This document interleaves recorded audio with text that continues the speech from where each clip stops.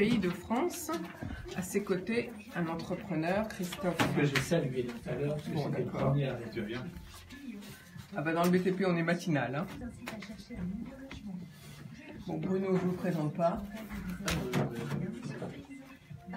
Voilà, vous êtes en direct sur Facebook, messieurs, dames. C'est le travers, mon truc. C'est pas grave. Voilà. Allez, je vous laisse. Si vous pouvez prendre une photo aussi. Ouais.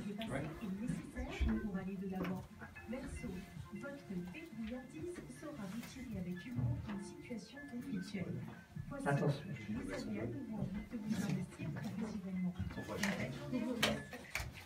Merci Angélique, les horoscopes d'Angélique disponibles sur angélique.fr. Et puis vous allez maintenant réfléchir pour essayer de tenter de repartir avec vos 2 places de cinéma UGC pour découvrir la séance de votre choix à n'importe quelle heure. C'est UGC Organ-et-Bras qui vous offre 2 places de cinéma UGC. 01 34 12 12 22, 01 34 12 12 22 pour identifier cette voie.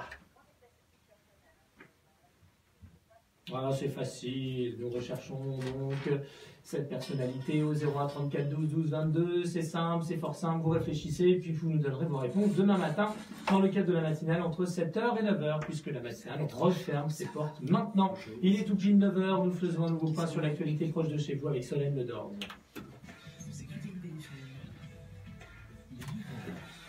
Le flash valoisien avec vous, Solène. Nous commençons ce flash avec une information qui concerne la région Île-de-France. Les élus franciliens viennent de voter à l'unanimité le soutien financier pour les communes touchées par les inondations de ce début d'année. Ce fonds doté de 1 million d'euros pourra éventuellement être réabondé en fonction des demandes reçues avant le 15 avril prochain. Ce dispositif, souhaité par Valérie Pécresse, présidente de la région Île-de-France, est également ouvert aux commerçants et aux agriculteurs franciliens. Nous revenons maintenant sur la démission de Nicolas Macchioni, l'ancien maire de Sarcelles. La ville se retrouve sans maire depuis l'annonce de la démission de Nicolas Macchioni mercredi dernier. Depuis, 3 élus apparaissent comme des candidats sérieux à sa succession. Une réunion se tiendra aujourd'hui pour prendre une décision.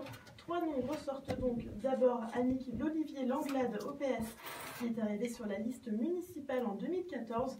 Elle est devenue première adjointe au maire chargée de la culture. Il y a aussi Annie Perronnet du PCF, adjointe chargée notamment des copropriétés. Et enfin Patrick Ada du Parti Socialiste, adjoint à l'éducation, à 45 ans et élu depuis 2004. Il a une connaissance et un attachement à la ville de Sarcelles où il a grandi.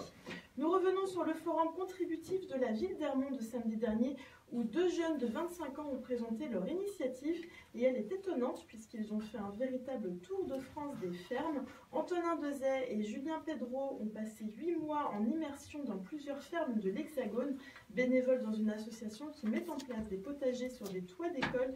Ils ont décidé de se lancer dans l'aventure en janvier 2017 pour une boucle de 8400 km ponctuée par 12 étapes de 2 semaines à 1 mois en immersion dans des exploitations.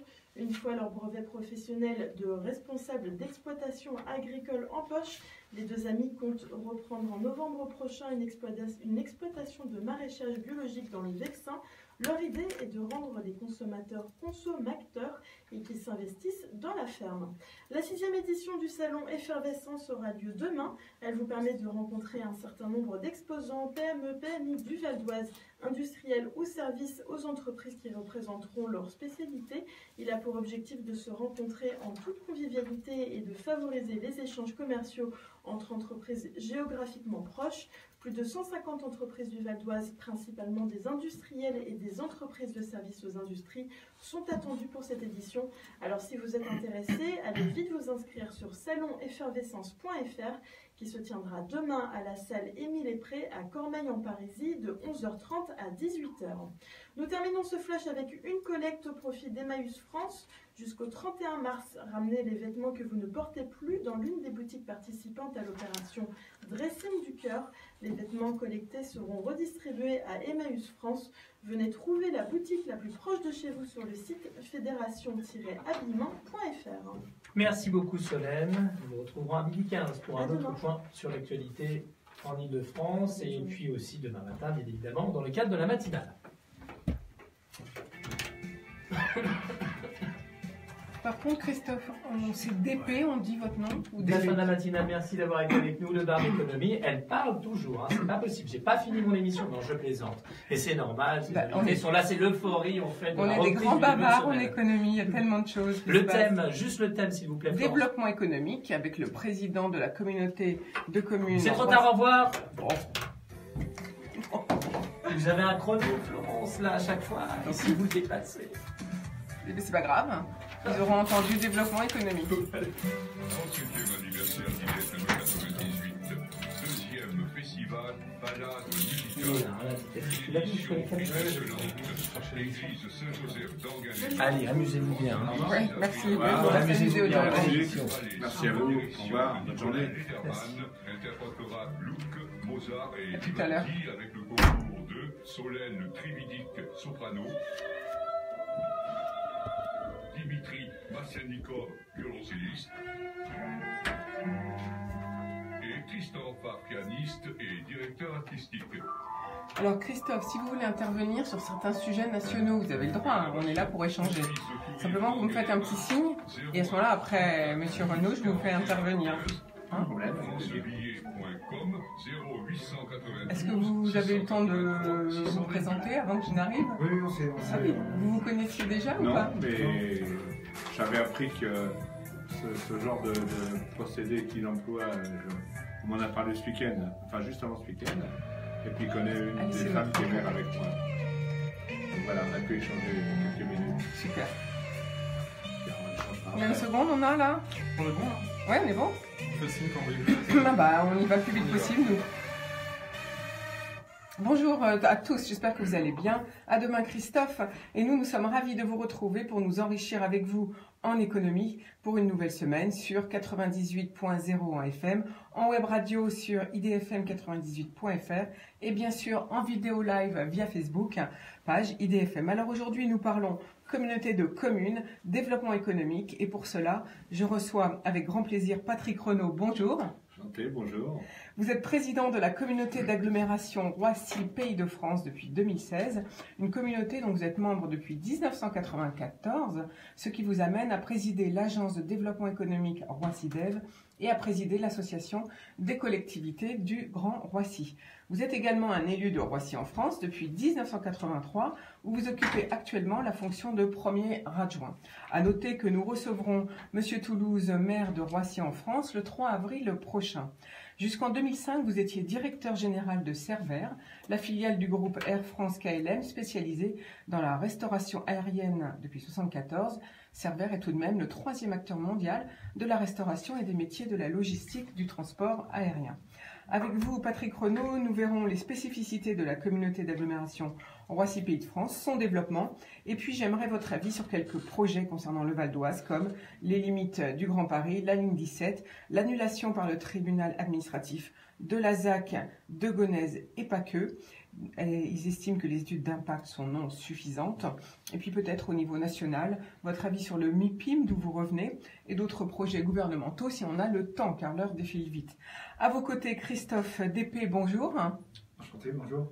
Vous avez travaillé pendant 8 ans chez Colas, puis en 2005, vous sautez le pas et vous fondez DTP2I, qui fait de la maintenance routière à l'enrobé projeté. Donc vous allez nous expliquer qu'est-ce que c'est que ces techniques de maintenance routière innovantes, parce qu'on ne connaît pas. Et puis vous nous expliquez comment, pourquoi vous avez décidé de fonder cette entreprise. En 2018, votre entreprise regroupe maintenant 31 salariés. Vous avez créé différentes marques et vous êtes lauréat du concours Éco-Trophée du PNR du Vexin français. Vous êtes aussi administrateur du syndicat valdoisien des travaux publics et vous serez présent au salon de l'AMIF, le salon des maires d'Île-de-France, qui a lieu les 10, 11 et 12 avril 2018, avenue de la Porte de la Villette à Paris, qui regroupe durant 3 jours l'ensemble des prestataires des collectivités territoriales et des élus, bien sûr.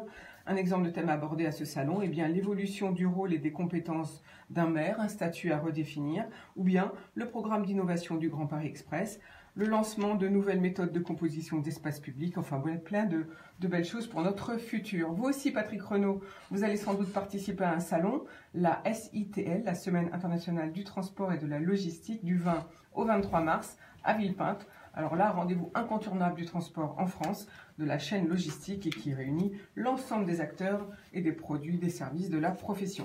Merci à vous deux d'être avec nous aujourd'hui. Mais tout d'abord, comme d'habitude, on commence avec une pépite. Et puis il fait froid, il y a de la neige, je vous propose un son bien chaleureux, celui de Duke Ellington avec Anitra's Dance.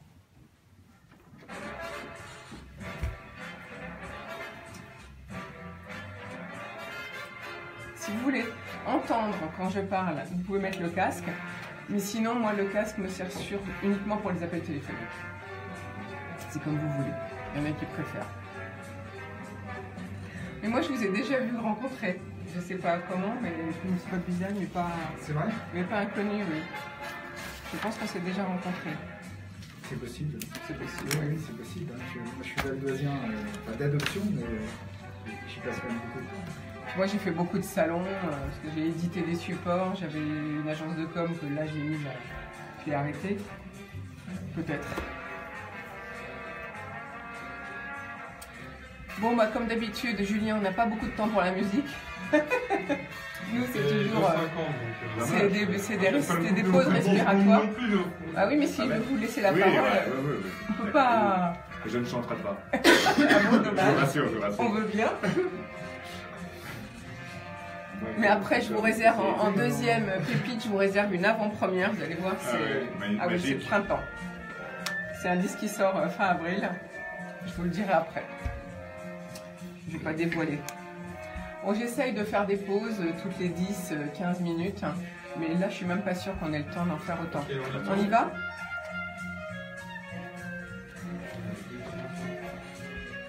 Patrick Renaud, votre communauté d'agglomération Roissy Pays de France a une particularité, c'est d'être sur 2 départements. Alors, combien de communes, combien d'habitants gérez-vous, on peut dire? Alors, très simplement, effectivement, c'est une des premières en France, c'est assez rare, c'est sur 2 départements, 25 communes du Val d'Oise, 17 de Seine-et-Marne.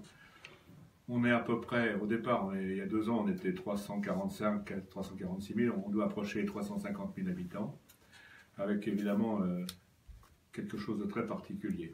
D'abord, la plus grande ville, c'est Sarcelles, avec près de 60 000 habitants. La plus petite, c'est Sigasso, avec 55 habitants. Donc on est de 1 à 1000, vous voyez, quand même, c'est assez étonnant. Et puis, quelque chose encore plus étonnant, c'est qu'on n'a pas de centre. D'habitude, toutes les communautés ont un centre assez dense en habitation, et nous, on a un aéroport au milieu. Donc c'est assez étonnant. Et vous voyez bien qu'on est en plein dans le développement économique. C'est un petit peu particulier. C'est pour ça aussi que l'État avait souhaité que la Seine-et-Marne nous rejoigne. Je crois que c'était une bonne idée. Il nous manque un petit morceau de la Seine-Saint-Denis. Ça aurait été aussi intelligent que par exemple, Tremblay en France, si ce n'est Villepinte, nous rejoignent. Et on aurait fait vraiment un grand Roissy, peut-être encore plus intelligent. Oui, d'autant qu'à Villepinte, il y a ce fameux parc des expositions. Exactement, il y a le parc des expositions, avec toutes les zones hôtelières qui concourent aussi à la fois sur le développement de l'aéroport, mais également pour Villepinte. Et puis Tremblay, 35 à 40% de l'aéroport, donc il ne faut pas négliger. C'est quand même curieux qu'à l'aéroport, nous en ayons les 2 tiers, et il y a un tiers qui nous échappe, qui est 2 structures différentes pour gérer l'économie d'un aéroport. Mais les choses ne pourraient pas évoluer dans le futur? Alors les choses auraient pu évoluer dans le sens où s'il y avait une réforme encore de la région parisienne, de l'Île-de-France, le problème c'est qu'effectivement nous faire rentrer nous dans un ETP à la sauce actuelle ne nous intéresse absolument pas, on a failli y passer, on a failli aussi être redécoupé à nouveau, ça aurait été pour la Seine-et-Marne la 4e fois en 4 ans, ce qui est quand même assez considérable parce que c'est quand même des structures lourdes à bouger. Vous savez qu'aujourd'hui, on a encore du mal, on n'a pas complètement fusionné, on a encore des personnels qui sont encore dans l'ancienne communauté, gérés pour notre compte. De ce fait, on a évité le pire, peut-être, d'être redécoupé. On nous a proposé un moment, dans l'État en train de réfléchir, et vous savez que la réponse n'est toujours pas donnée. Il semblerait qu'on allait avoir une réponse sur la nouvelle Île-de-France, enfin, la nouvelle métropole de Paris en septembre, on est en mars, on n'a toujours pas de réponse. Mais quelle est votre position à vous? Qu'est-ce que vous pensez des limites du Grand Paris? Je pense que je serais plutôt aujourd'hui content de rester hors de cette métropole de Paris, parce qu'elle ne marche pas, et qu'on nous dit qu'il faut que Saclay et Roissy les rejoignent pour les sauver, et ça nous ferait couler avec. Donc je l'ai bien dit au préfet de région, j'ai essayé de le dire aussi au ministre, mais c'était plus compliqué, on a du mal à les voir. Et puis l'ensemble des 42 communes s'est opposé à cela. Un, d'abord d'être redécoupé, de prendre que les communes riches et de laisser les pauvres ensemble. Et deux, lorsqu'on m'a proposé de rentrer dans la métropole en disant que je serais hors département, que les départements de la première couronne seraient supprimés, que moi-même qui suis sur 2 départements de la grande couronne, je ne serais plus dans un département, sera à part, mais qu'en même temps, ils nous rajouteraient les affaires sociales, les collèges, les routes. Autant dire qu'avec les villes qui sont dans ma circonscription, on allait couler encore plus vite. Je rappelle qu'on a quand même fusionné avec Val-de-France, qui sont les communes les plus pauvres du département, si ce n'est maintenant les communes les plus pauvres de l'Île-de-France. Absolument. Alors, je pense que ça, c'est rejeté. On va rester indépendant, on va rester dans nos 2 départements, avec un fonctionnement où il faut que nos 2 partenaires, les 2 départements, comprennent que, eh bien, qu'on est un peu à part, qu'on est solidaire avec les 2 départements et pas uniquement avec un. Oui, mais alors il semblerait que justement, donc le projet dont vous parliez a été stoppé, ce qui est une bonne chose, mais par contre maintenant il semblerait que les limites du Grand Paris seraient l'ensemble de l'Île-de-France. Alors ça c'est une possibilité, je crois que c'est toujours pas tranché. Je pense que ce serait peut-être une bonne solution pour éviter que la métropole de Paris actuellement, me dit-on, c'est le préfet lui-même, le préfet de région qui le dit, est en faillite. Alors s'il est en faillite, il faut s'en sortir. Soit ils vont couler, et puis il faut aussi savoir que nous sommes dans un EPCI, c'est qu'on a notre propre fiscalité. Alors, qu'est-ce que ça veut dire EPCI? Ça veut dire qu'on on vote un impôt. Vous voyez, les EPT qui sont dans la métropole de Paris, l'EPCI il est au niveau central, sur la métropole, et non plus dans les EPT, enfin les ex-EPCI, c'est compliqué. Mais ils ont plus, par exemple, ils n'ont plus le développement économique, ils ont un certain nombre de fonctions que nous avons, nous, qu'ils n'ont plus, ou qu'ils n'ont pas. Alors aujourd'hui, la réforme est nécessaire. Maintenant, est-ce que ça passe ou pas par la suppression de certains départements? Bon, mon avis n'est pas intéressant, je n'en sais pas. Je pense qu'effectivement, il faut aussi faire attention que la région ne se retrouve pas peut-être uniquement qu'avec des communautés, parce que la mienne est grosse. Certaines sont grosses, mais il y en a des toutes petites encore en Île-de-France. Il y a des communautés dans le Val d'Oise, ils sont à peine 20 000 habitants, puisque c'est de la loi. Mais vous voyez, on n'est pas dans les mêmes notions. Il y a une région il faut peut-être faire attention que les départements continuent à gérer quand même une certaine proximité, plutôt que ce soit la région. Alors je ne sais pas, j'avoue que je laisse ça à d'autres. Vous réfléchissez encore. Oui, je réfléchis encore, et puis en même temps, je pense que la réflexion peut certainement venir de nos propres départements et de la région. Je pense qu'ils ont trouvé un consensus entre eux. Je pense que ce ne serait pas stupide que la région reprenne la main sur la métropole. Parce qu'effectivement, ça fait beaucoup de strates. Ça fait beaucoup de strates, c'est ce que pensent souvent les Français, qu'il y a beaucoup de strates. Et qu'ils ne comprennent plus rien. Mais même nos élus ne comprennent plus rien d'ailleurs, il faut le dire. C'est un des problèmes qu'on a, c'est que les élus à un certain niveau arrivent à piger, mais dans les conseils municipaux, quand on va voir le conseiller, qui a été élu dans un village, ou même pas dans un village, ils ont du mal à comprendre toutes ces structures et toutes ces strates. C'est surtout qu'après, quelquefois, quand on veut défendre des dossiers, on ne sait plus à qui s'adresser surtout. Absolument, c'est exactement ça, parce qu'on ne sait plus qui a la compétence. C'est pas très clair. Vous savez, ils ont supprimé certaines compétences, et puis beaucoup de départements considèrent qu'ils auraient dû les garder, ou que d'autres. Alors, c'est un peu hybride. Il y a des départements qui considèrent qu'ils gardent un certain nombre de compétences, les autres ne les ont pas. Il y a maintenant un certain nombre de métropoles qui viennent pas s'opposer, mais qui prennent la place des départements. Tout ça n'est pas clair pour les Français, et pas clair pour nos élus. Et certainement, quand les gens votent, ils ne comprennent pas grand-chose. Alors, il faut dire que votre conseil communautaire regroupe 105 membres pour la période 2016-2020. Oui. Donc, vous gérez ces... Oui. On était 105, on est passé... en fait, cette fusion, pour être en 2 mots, était compliquée, parce que c'était pas une fusion simple. C'était une fusion de Roissy, Porte de France, donc je le dirigeais avec 19 communes, plutôt périurbaines et rurales, avec Val-de-France, très urbanisée, à part Bonneuil, petite commune, mais riche, mais petite, avec 5 communes plutôt avec une certaine densité de population, plutôt, on peut le dire, en paupérisation, à part Gonesse, les autres villes étaient quand même assez pauvres. Et puis, donc cette fusion aurait pu être simple, mais elle n'était pas suffisante pour vivre. Et l'État a choisi de casser une communauté de 37 communes en Seine-et-Marne pour en mettre 17 avec nous et 20 toutes seules. J'étais à peu près le seul à dire que c'était stupide. Je n'ai pas été aidé. Aujourd'hui, je crois que tout le monde regrette ça. Parce que les 17 communes ont apporté évidemment beaucoup d'argent à cette nouvelle communauté. Les 20 autres communes qui sont restées de l'autre côté n'ont absolument pas d'argent, ne pourront pas vivre. Donc on est 350 000, avec des disparités fortes. On est en train d'essayer de trouver une âme à cette communauté. C'est pas facile. et qu'on essaye de dire à la population, bah, vous soyez à Claye-Souilly d'un côté ou à Grécy avec un petit village de Seine-et-Marne ou à Sarcelles, est-ce qu'on a envie de travailler ensemble? Les élus, je crois que oui aujourd'hui, on s'entend bien, on a une bonne façon de travailler ensemble, une certaine ouverture d'esprit. Tout le monde peut travailler, on n'a pas de clan politique, on essaye de s'ouvrir sur les autres, on a tous décidé ensemble qu'il ne fallait pas faire de groupe politique et que tout le monde pouvait travailler en bonne ambiance, dans une bonne ambiance. Je crois que ça, c'est le plus important. Donc vous seriez-vous pour fusionner avec les 20 qui sont bah nous, qui ont été laissés de ce qui côté? me permet, je leur ai toujours dit que j'étais ouvert à cela. Ce n'était pas leur souhait non plus, parce qu'ils ne souhaitaient pas fusionner. C'était un peu compliqué. Et puis, vous savez, il y a un autre problème. Vous dites qu'on est 105 délégués. Mais si on avait additionné les délégués qui avaient été élus par le peuple, on serait plus de 200. Donc il y en a qui se disent, mais j'ai été élu par le peuple, puis maintenant il faut que je laisse ma place. Je vous donne un exemple.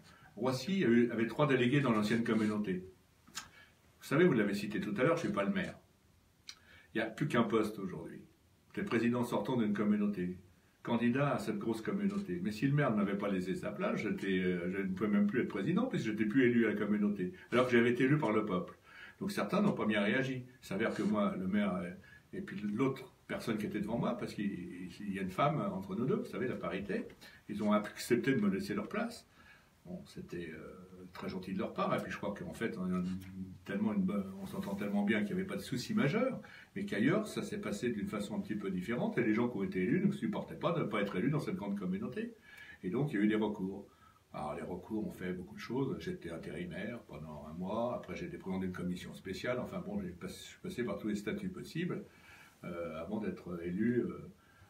Finalement, réélu. Oui, confirmé dans vos fonctions. Confirmé avec un consensus formidable, hein, parce que tout le monde a été élu. Il n'y avait quasiment pas d'opposants en ce qui me concerne, ce qui était déjà assez sympathique pour moi. Puis également, pour beaucoup de vice-présidents, il n'y avait même pas de concurrence. Donc on a été élu extrêmement... Bon, je dirais pas comme Poutine, c'était même un peu mieux, mais j'ose pas le dire. On va peut-être pas parler de Poutine aujourd'hui, parce qu'on a beaucoup de choses à voir ensemble.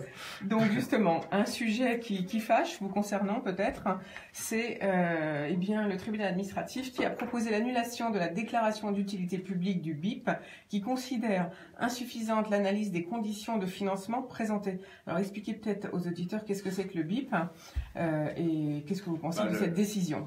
Une fois de plus, c'est regrettable pour notre territoire, parce qu'il y a 2 décisions, on en parlera peut-être tout à l'heure, 2 décisions qui concernent le triangle de Gonesse et une sur le BIP, et les 2 atteignent mon propre territoire. Alors, sur le BIP, c'est le boulevard du Parisis, interurbain du Parisis, et qui était absolument nécessaire pour faire une liaison intelligente entre Pontoise, Cergy et Roissy, et qui passait évidemment par le sud de ma communauté.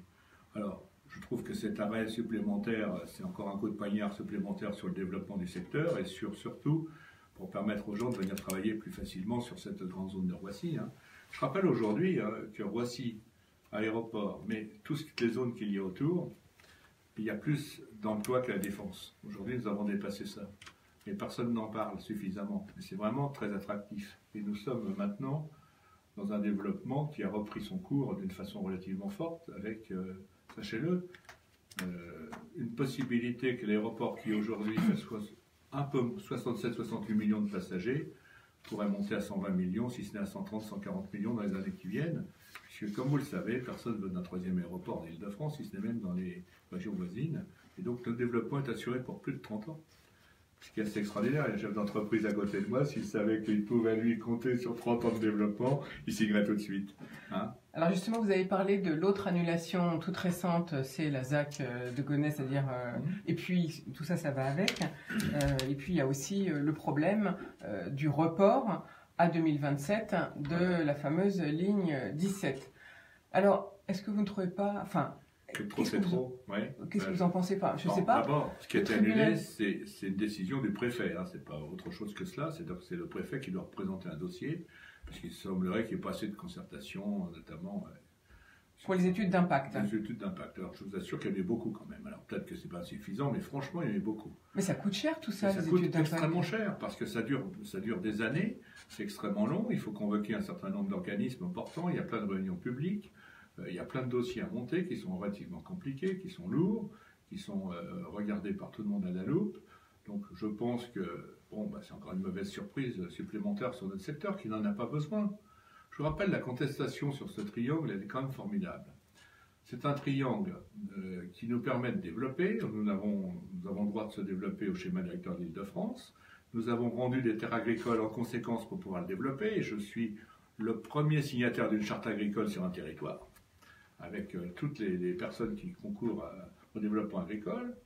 En contrepartie de cela, on pouvait développer 280 hectares sur Gonesse. Et 280 hectares, c'est en face, de l'autre côté de l'autoroute, tout est développé depuis longtemps, hein, une fois de plus. Encore le Val d'Oise qui trinque. Bon, alors qu'est-ce qui se passe? Sur les 280 hectares, on prévoit un projet qui s'appelle Europa City, qui est contesté par certains. C'est quand même 11 500 emplois. Même s'il en supprime quelques-uns, on est arrivé à dire qu'il y aura au moins 9 000 emplois nets, ce qui est quand même considérable. Projet de plus de 3 milliards d'euros. Il ne doit pas y en avoir beaucoup en Europe en ce moment. Je ne le connais pas. Je pense que c'est certainement le projet le plus ambitieux, avec que du privé. Une fois de plus, on ne fait pas appel à l'État, qui d'ailleurs ne pourrait pas payer. Ensuite, il y a bien d'autres projets. Il semble, on pourrait imaginer sur les 280 hectares développer au moins 50 000 emplois. 50 000 emplois? Oui, on n'en parle pas assez. Nous avons déjà un autre projet qui est sur une sorte d'agriculture de ville où il y aurait 12 000 emplois sur 11 hectares. Donc en fait, tout ça s'additionnant, on a des projets concurrents qu'on nous montre, des projets extrêmement agricoles où il y a 10 ou 15 emplois. On n'est pas dans la même configuration. Alors pourquoi aussi on voulait un métro automatique? Parce que franchement, un pays qui n'est même pas capable de relier son aéroport international à la ville principale, à la capitale, c'est quand même regrettable. Moi, quand j'ai rencontré Christian Blanc, qui est à l'origine de ce grand métro parisien, la première chose qu'il m'a vendue, c'est qu'il m'a dit l'entrée doit se faire par Roissy. C'est notre image de marque. C'est là tous les passagers internationaux viennent, et ils viennent par Roissy. Bon, d'une part. D'autre part, il faut absolument qu'on développe. Alors certains se sont un peu opposés à cette ligne du métro, la ligne 17, parce qu'évidemment, en mettant un arrêt à Gonesse, ça permettait de développer le secteur. Mais tout va ensemble.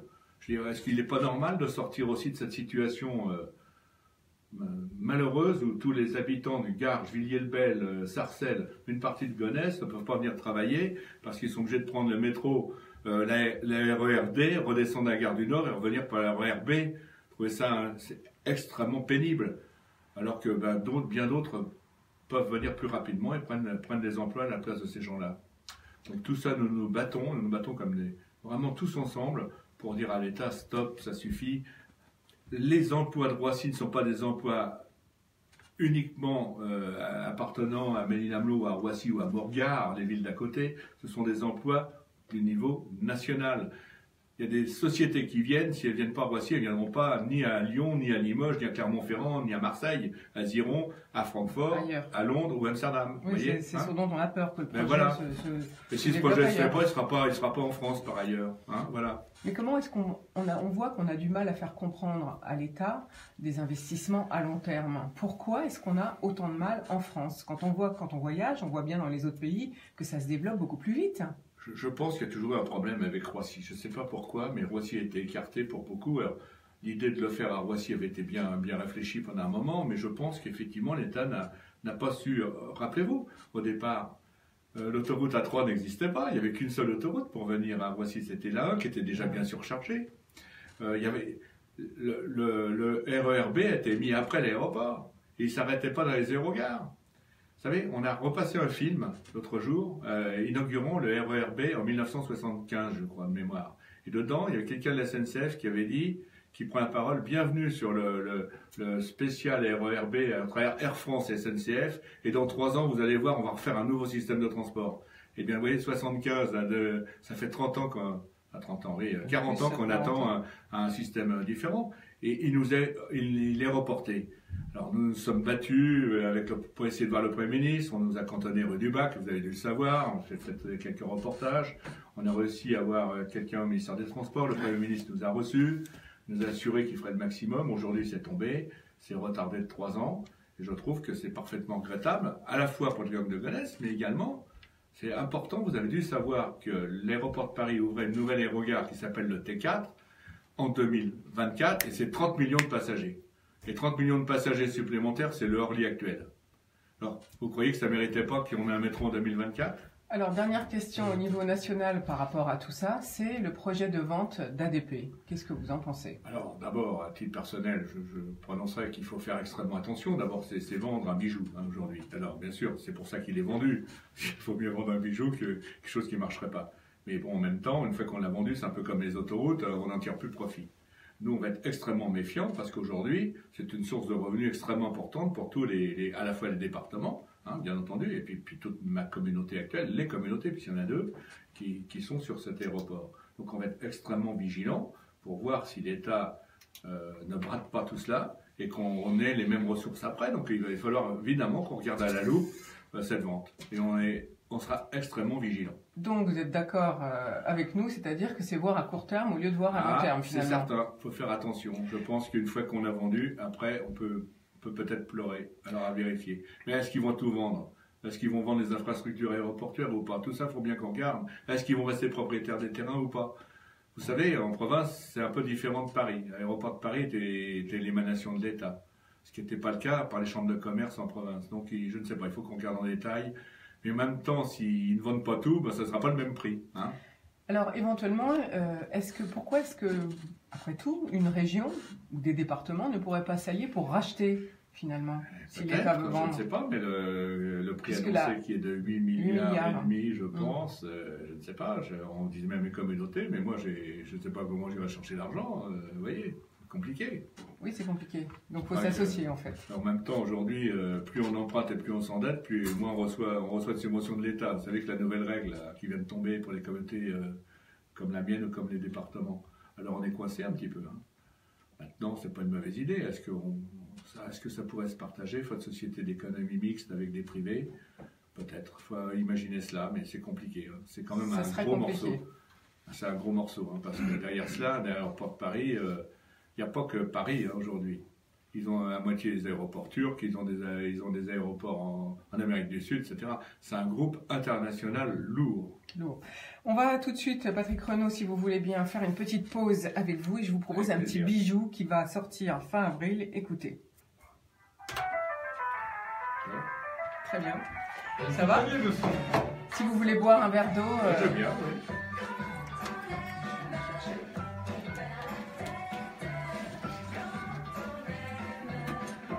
Cool.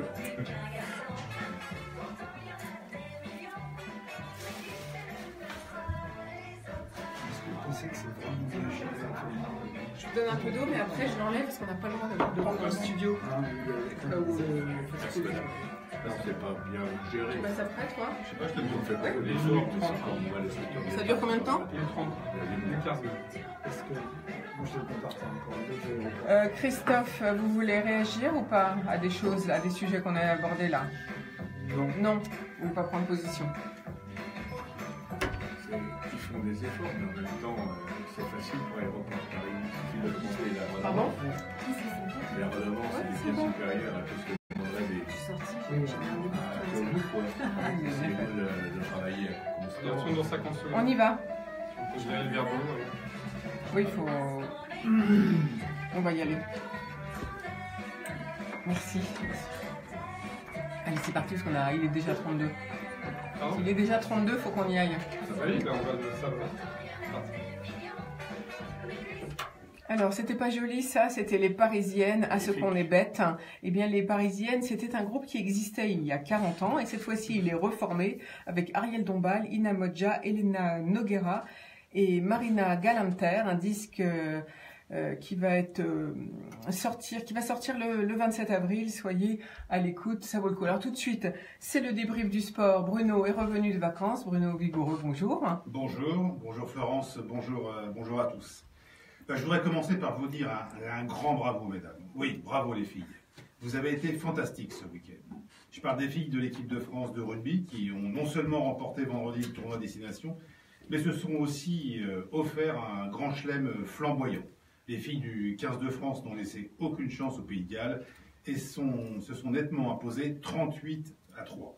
Bravo aussi les filles de l'équipe de France de biathlon qui en Norvège ont remporté le samedi le relais 4 x 6 km et terminent ainsi la saison en apothéose. Pour Marie Dorin qui met un terme à sa carrière, il n'y avait pas meilleure conclusion à un parcours magnifique. Et les garçons là-dedans, ils sont où? Ils vont bien, ne vous inquiétez pas. Bien sûr, le 15 de France a perdu à Cardiff, 14-13, mais il y avait bien longtemps qu'une équipe de France n'avait pas inquiété un adversaire si coriace sur son terrain. Alors bien sûr, à la fin, il y a la défaite, mais celle-ci laisse entrevoir une petite lueur d'espoir et n'a rien à voir avec les consternants matchs de l'automne dernier. Ça ne se voit peut-être pas encore, mais le soleil semble pointer à l'horizon pour les Bleus. Alors il y a les filles, les garçons et aussi les gamins. Car chez les moins de 20 ans, la France a remporté le tournoi des 6 nations en battant les Gallois 24-3. Quand on vous dit que le soleil se lève. Revenons à notre championnat de France pour signaler la victoire du Racing 92 qui a dominé le Stade français dans un derby toujours tendu. Une victoire en fait qui revient en partie au président du Racing, Jackie Lorenzetti. Oui, car son équipe était menée à la pause 14-7. Alors il est descendu furieux dans le vestiaire pour pousser une grosse gueulante et rappeler à ses joueurs l'importance de cette rencontre. À l'arrivée, une victoire du Racing 28-22 et une défaite de plus pour le Stade français, toujours englué dans le bas du classement et qui va devoir cravacher pour se maintenir en top 14. Le soleil brille de nouveau pour le Paris SG qui en foot s'est imposé à Nice 2-1 hier et file tranquillement vers la reconquête de son titre de champion de France. En haut-balle aussi, la vie est belle pour le PSG qui a écrasé Toulouse en finale de la Coupe de la Ligue 40-30. Il y a les filles, les garçons, les gamins, je vous l'ai dit, mais il y a aussi les champions. Le Français Martin Fourcade, déjà héros des Jeux Olympiques en Corée, continue sa course vers la gloire. Victorieux samedi en Norvège de la poursuite, il trace sa route vers le gros globe de la Coupe du Monde. Et puis, il y a le champion du siècle, votre chouchou Florence. Roger Federer avec son nouveau look barbu. Hier soir, il disputait la finale du tournoi d'Indian Wells contre le redoutable argentin Martin Del Potro. Le Suisse se présentait sur le court invaincu en 2018 avec une série de 17 victoires. Mais hier, après avoir pourtant eu 3 balles de match, Federer s'est incliné en 3-7. Ne soyez pas triste, Florence, quelque chose me dit qu'on va parler très vite de votre chouchou. Pour finir, un énorme coup de chapeau à l'équipe de France paralympique qui revient de Corée avec 20 médailles autour du cou des Jeux qui viennent de se terminer. C'est un record et ça mérite bien un grand bravo. Au revoir et à bientôt. Merci Bruno, à la semaine prochaine. Donc tout de suite, retour à l'économie avec Patrick Renaud. C'est le président de la communauté d'agglomération de Roissy Roissy Pays de France, je vais y arriver. Et ce soir, le 19 mars, se déroulent les finales des challenges numériques. Alors de quoi s'agit-il? En fait, il s'agit de remettre des prix à des gens qui, à des équipes qui sont engagées d'imaginer des solutions numériques qui permettront une transformation digitale pour l'ensemble de notre population. Alors cette année, la thématique porte sur la ville de demain. Et donc on va remettre ces prix ce soir à partir de 17h30 dans notre communauté. Et c'est assez intéressant parce qu'il y a une ambiance très différente. Et je crois que ça serait bien qu'un jour vous puissiez recevoir notre vice-président qui est Charles Soufir, qui s'en occupe avec les services de chez nous. C'est une façon formidable. De toute façon, et très engagé sur ces problèmes-là. On parle beaucoup de numérique et on reçoit en principe une start-up par jour dans cette émission. Formidable. Donc on va l'inviter avec et puis on vous donnera ceux qui ont gagné ces prix. Voilà, vous viendrez avec les lauréats. Donc demain, on attend la réponse de la finale qui se déroule ce soir, le 19 mars. Alors demain, 20 mars, vous avez aussi une autre actualité, c'est le lancement de la première édition du Printemps de l'Emploi. Qu'est-ce que c'est? Bien, on veut lancer, pour faire, en fait, en 2 mots, j'avais oublié de dire tout à l'heure, on est quand même assez atypique. On a 64 zones d'activité, plus 12 en formation, ça fait 76, sans compter les reports de Paris. On ne se rend pas compte. Mais c'est assez fabuleux. Donc vous disiez d'ailleurs première zone d'emploi, plus même que la défense. Je pense que si on additionne, y compris donc la partie qui est sur le 93, mais qui fait partie du Grand Roissy, on dépasse certainement les emplois de la défense aujourd'hui, d'une façon très forte, et qu'avec beaucoup d'emplois indirects aussi liés au développement de la logistique et au développement de l'aéroportuaire. Donc il y a un besoin Donc on a un besoin il y a des jobs à pourvoir. Et voilà, donc on va faire le tour de l'ensemble de nos communes dans des semaines qui viennent, avec beaucoup de communication. Vous savez, à chaque fois qu'on a essayé de faire... Lorsqu'on a lancé Aéroville, vous savez, ce grand magasin, enfin supermarché, enfin je sais pas comment dire, ensemble de commerce sur l'aéroport qui s'appelle Aéroville. Alors on a fait 2 réunions, une à Goussainville et une à Villepinte. À Villepinte, il y a eu 13 000 personnes qui sont venues. Et à Goussainville, il y a eu 8 à 9 000. Et je peux vous assurer que c'était poignant. Parce qu'on voyait des gens qui avaient fait beaucoup d'efforts, qui s'habillaient, qui essayaient de trouver des solutions. Et en plus, c'était un temps de chien. Et moi, j'étais impressionné. On dit que les gens sont... Certains disent oui, ils ne cherchent pas beaucoup. Oui, ils en cherchent. Ce n'est pas facile. Vous savez, c'est pas facile aussi de travailler sur un aéroport où les horaires ne sont pas les mêmes qu'à la Défense. On travaille 24 heures sur 24 et 365 jours par an avec des horaires décalés. Et donc, c'est compliqué de faire venir l'emploi, de faire venir les habitants de nos communes sur ces emplois-là. En plus, on n'a pas beaucoup de transports intelligents, vous le savez bien. Transports, ils ne sont pas adaptés à ce genre d'emploi. On n'a pas de transport transversaux. Voilà, transversaux, avec puis en plus, pas aux horaires qu'on escompterait nous. Alors donc, bien sûr, on va faire venir les élus. Tous les élus de nos communes maintenant sont conscients qu'on doit faire quelque chose de supplémentaire. Alors, on s'y est beaucoup engagé. J'ai beaucoup de personnes engagées sur ces systèmes-là. On ne baisse pas les bras. Mais en même temps, sachez-le, vous vous rendez compte, on est 350 000 habitants. J'ai qu'un seul unité pour les 350 000 habitants, il a Sarcelles. Vous voyez, donc c'est pas facile. En plus, il y a un autre problème, vous voyez, sur la formation et sur l'éducation. À côté de l'autoroute, on est sur Créteil, de l'autre côté, on est sur Versailles. J'ai 2 rectorats. C'est compliqué tout ça. Et donc, on essaie de faire travailler les rectorats ensemble. C'est une première. Ils commencent à accepter que des élèves de Seine-et-Marne puissent venir de l'autre côté et vice-versa. Là aussi, c'est important pour nous, qu'il n'y ait pas cette coupure administrative habituelle en Île-de-France, avec 2 rectorats différents.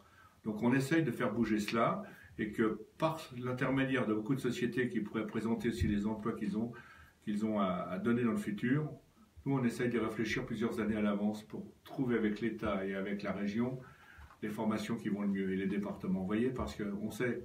Par exemple, Europa City, que tout le monde dénigre. Mais nous, on travaille déjà avec Europa City pour dire sur les 11 000 emplois, on a intérêt à préparer les formations voulues pour que nos habitants puissent y participer et que ce ne soit pas uniquement les autres, venant des autres villes hors communauté.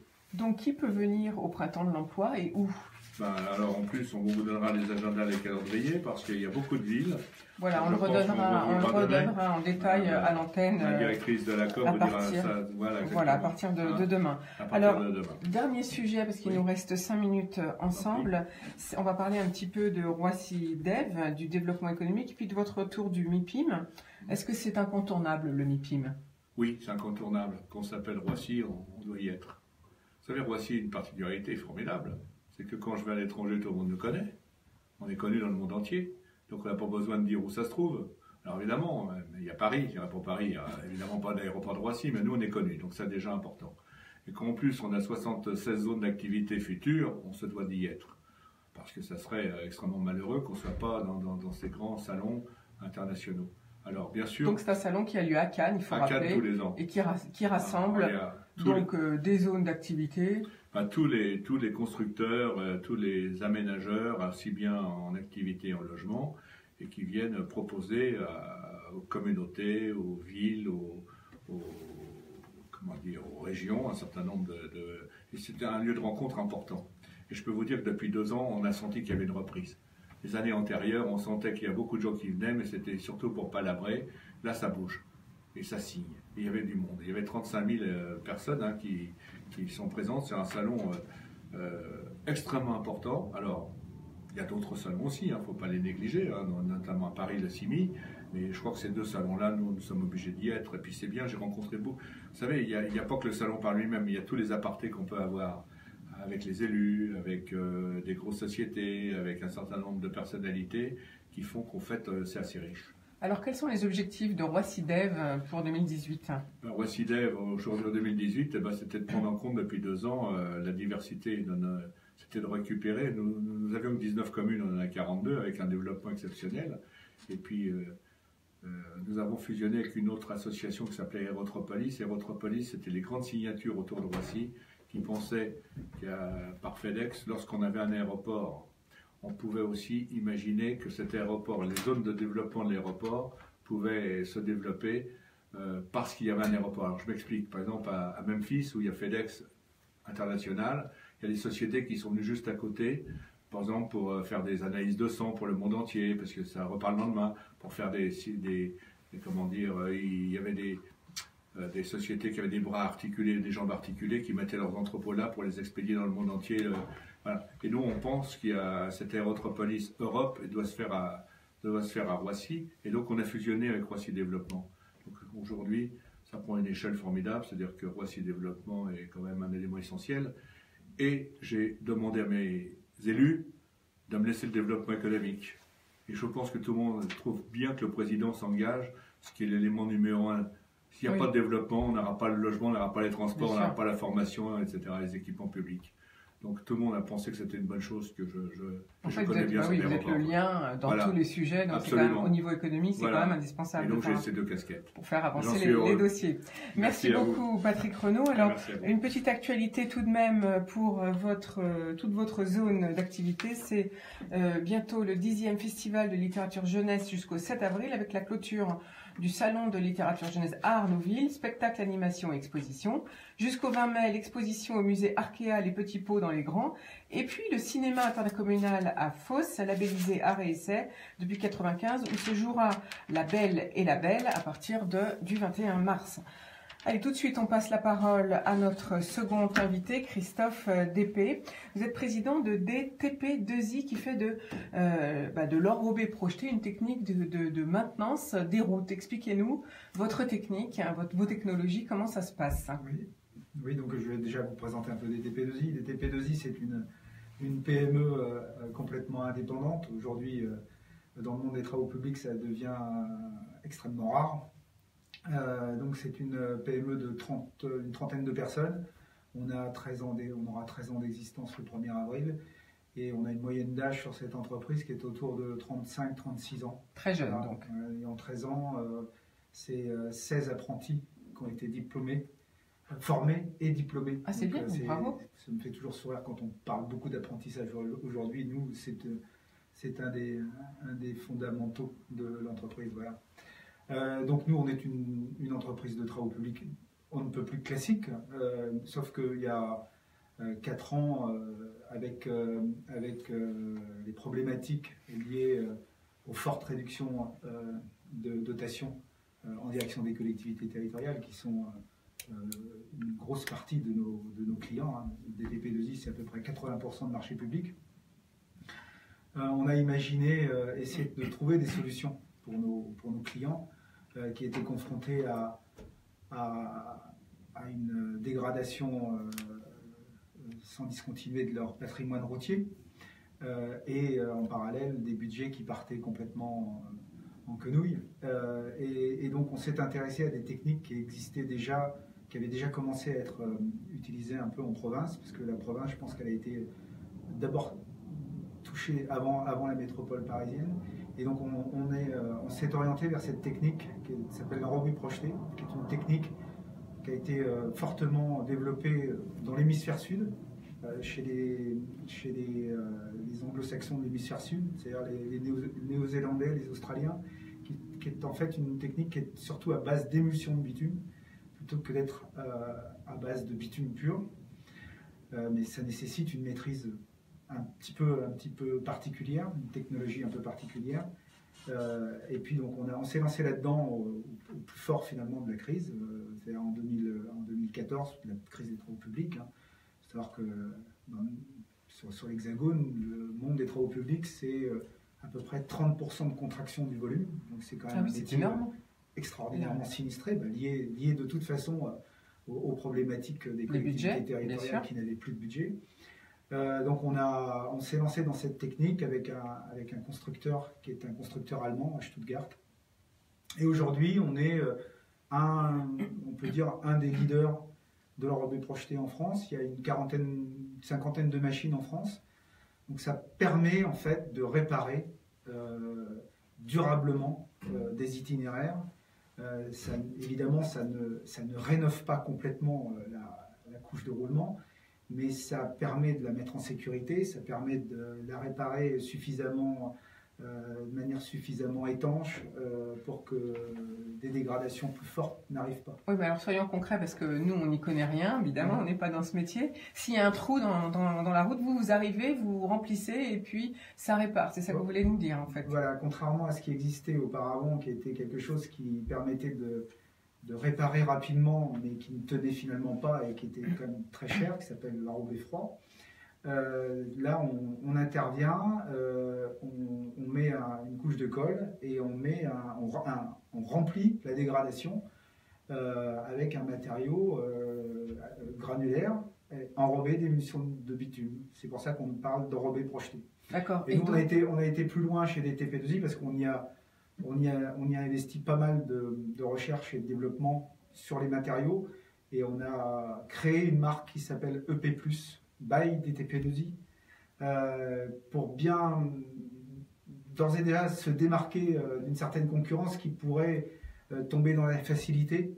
Parce que je pense que ça, c'est ce qu'il y a de plus terrible pour nos clients, hein, qui sont effectivement extrêmement demandeurs qu'on leur trouve des solutions. Je pense que j'ai un voisin qui sait ce que c'est que d'avoir des arbitrages budgétaires à faire, qui sait ce que c'est que de répondre à des riverains avec des dégradations dans leur rue, qui sait ce que c'est que la responsabilité qu'on peut avoir en tant que propriétaire d'itinéraire quand il y a vraiment de grosses dégradations par rapport aux circulations notamment des 2 roues.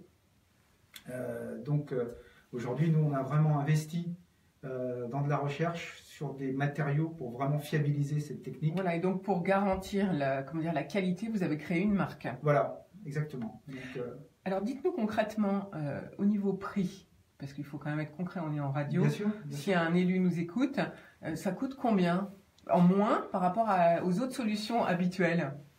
Alors, c'est une technique qui coûte 4 000 € hors taxe par jour. Alors, ça ne veut pas forcément dire grand-chose, mais avec 4 000 € hors taxe par jour, une communauté de communes, un maître d'ouvrage propriétaire d'un réseau peut arriver à réparer durablement un itinéraire sur lequel il aurait été obligé d'engager 200 000 € pour renouveler complètement la couche de roulement. Alors, encore donc une en fois, fait, on parle de prix en mètres linéaires, j'imagine. Oui, alors là, justement, nous, on a cette technique, on l'aborde plus comme un service, hein, comme une prestation de service, puisque l'idée, c'est d'aller mettre en sécurité, d'aller réparer un itinéraire qui ne peut pas être complètement renouvelé parce que, par exemple, les arbitrages budgétaires qui ont été décidés ne le permettent pas. Alors, autre question que j'avais envie de vous poser, c'est le fait que vous travaillez uniquement en remplissant des dossiers de marché public. Alors, est-ce que c'est le parcours du combattant? Alors, nous avons une particularité des DTP2I, c'est que cette entreprise, on l'a créée il y a 13 ans et on a fait nos armes, mes collaborateurs et moi, dans des grandes structures. Donc, ça, oui, je l'ai dit en introduction, vous étiez chez Colas. Plus facilité. Et j'ai du mal à me projeter dans la situation de quelqu'un qui créerait aujourd'hui sans avoir eu cette habitude. C'est vrai que je pense que ça serait particulièrement compliqué parce qu'on s'aperçoit même, nous qui sommes rompus à la technique de réponse, que ça ne va pas en se simplifiant. Voilà. Contrairement à ce qu'on pourrait penser. Bien sûr, contrairement surtout à ce qui est dit. À ce qui est dit, oui, parce que c'est ce que appelle le gouvernement actuel à simplifier les tâches administratives, mais là, en l'occurrence, non. Mais pas que le gouvernement actuel. Je crois que ça fait quelques gouvernements que les gens appellent à la simplification et que ça marche pas. Ça ne se traduit pas vraiment, quoi. Donc, vous pensez qu'il faut attendre encore un petit peu pour la simplification? Je pense qu'il faut continuer à leur demander qu'ils continuent à intensifier leur volonté volonté de... Voilà. D'accord, merci beaucoup Christophe Despé. Alors, actuellement, quels sont vos besoins pour vous développer? Qu'est-ce que vous...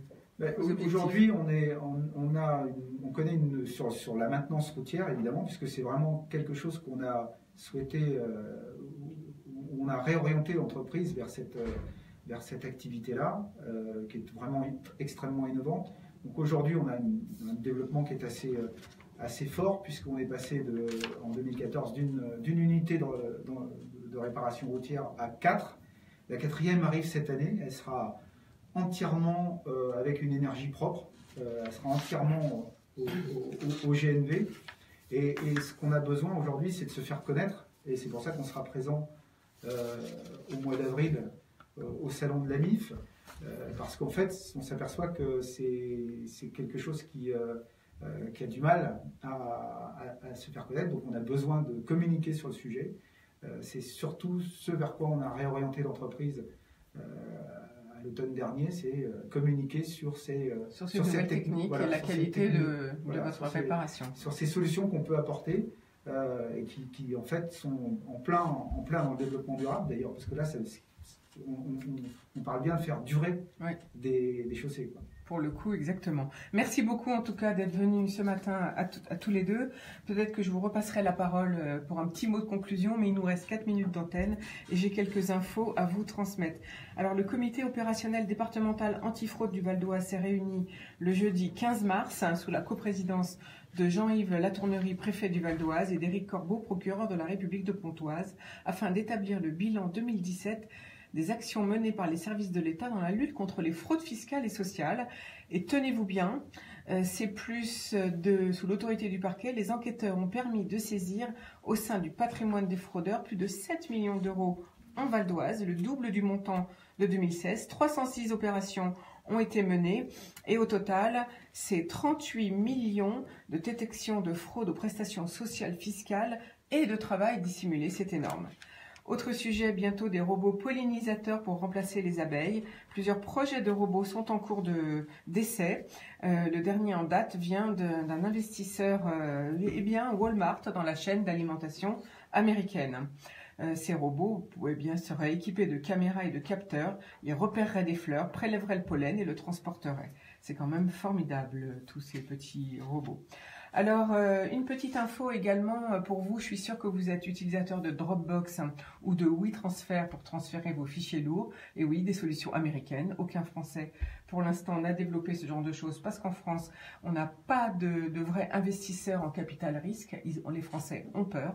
Eh bien, Dropbox serait en phase d'être intégré à Microsoft pour nous permettre de pouvoir transférer nos fichiers.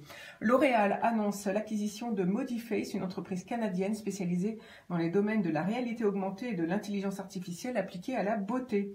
Le groupe français de cosmétiques acquiert 100% de cette société qui développe des technologies d'essai virtuel 3D, de maquillage, de coloration et de diagnostic de la peau.